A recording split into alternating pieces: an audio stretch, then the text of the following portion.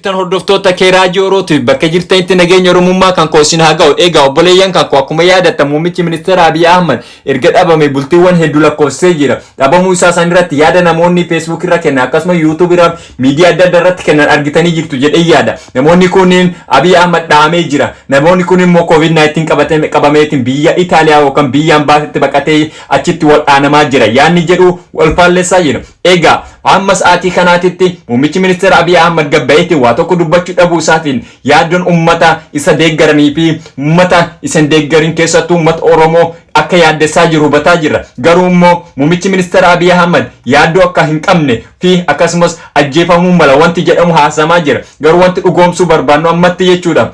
Itti aanaan yookaan itti aanaan muummicha ministeera Abiy Ahmed Dammaqaa Mokonnon akka Abiy Ahmed dhoofsisee fi raayyaan ittisa biyyaa yookaan gwaardin Abiy Ahmed akka isa dheetiin makiinonni lama daaraa ta'anii akkasumas immoo Abiy Ahmed illee miidhaan guddaan irra ga'eetiin akka achi jiruu fi yoo gabbaatee kan dubbatu taate akka biyyi kun diigamtu hubadhu jechuudhaan mootummaan yookaan immoo itti aanaan muummicha ministeera Dammaqaa Mokonnon beeksisee jira jedhaniitiin miidiyaaleen nafxanyaa gabaasaa jiru. Kun dhugummaan isaa 100% jennee fudhachuu dhabnullee itti aanan yookaan immoo Dammaqaa Mokonnonii fi gaazexeessonni akkasumas immoo warroonni Abiy Ahmed deeggaran miidiyaa isaanii irratti waa barreessaa jiru. Akkasumas immoo mootummaan naannoo Amaaraa fi dhaabni Abin yookaan immoo Amaaraan Niqinnaaqee jedhamu kun itti aanan isaa namni Kiristiyaan Taaddalee Tsaggaayee jedhamuu fi ጊዜ አሁን ነው jechuudhaan barreessuurraa kan ka'e wal jalaa fuudhaniitiin kan haasaa jiranii fi ጊዜ አሁን ነው jechuun yeroon ammatti waan isaan barbaachisee fi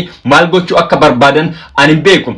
Akkasumas immoo warri biltsiginnaa afaan Oromoo haasa'anii isaanillee immoo mootummaan yookaan immoo Dammaqaa Mokonnon waan nu haasofnu mistira kennu jalaa baasee Amaaratti himaa jira jechuudhaan miidiyaa isaanii irratti gabaasaa jiru. Keessattuu namoonni Abiy Ahmeditti dhiyeenya qaban Xaahir Mohammed namni jedhamu Taayyee Danda'a Haayiluu Addunyaa fi wantoonni akkana achirratti gabaasaa jiru. Kanumaan wal qabate Andu'aalam Befiqaaduu Dammaalchee namni jedhamu innillee karaa Facebook isaatiin odeeffannoon masara mootummaatii bahu kun akka Dammaqaa Mokonnon baasetiin nama Kiristiyaan Taaddal jedhamu kenneetitti haasawa jira. Kun immoo dhugummaa isaa akka Abiy Ahmed miidhamee jiru ragaa nuu ba'a jechuudha. Kanaafuu uummanni keenya maddi odeeffannoo aktivistoota Amaaraa kan Dammaqaa Mokonnon akka ta'u gabaasaa jiran waan ta'eef uummanni Dammaqaa Mokonnon illee immoo akkasumas immoo guyyaa har'aa kanaatitti Kiristiyaan Taaddal wajjin akka haasa'ee fi Kiristiyaan Taaddal immoo ጊዜው አሁን ነው Amaarri bakka qabatuu qabdi, Amaarri Finfinnee qabatuu qabdi,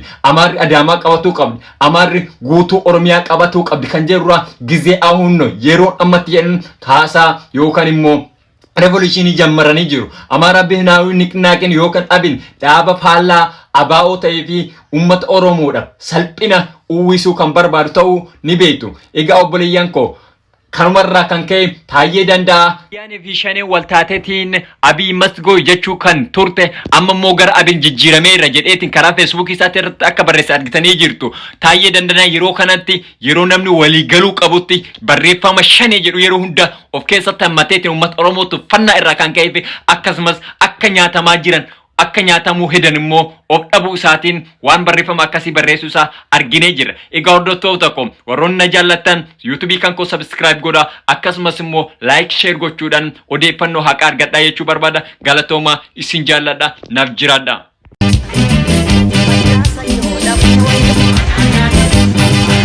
Badaajar soyaala gagibe wala nyaatu maaltu nu dhibe wala nyaatu maaltu nu dhibe shoole yaa shimalatu shimalaana eego gombise adawwita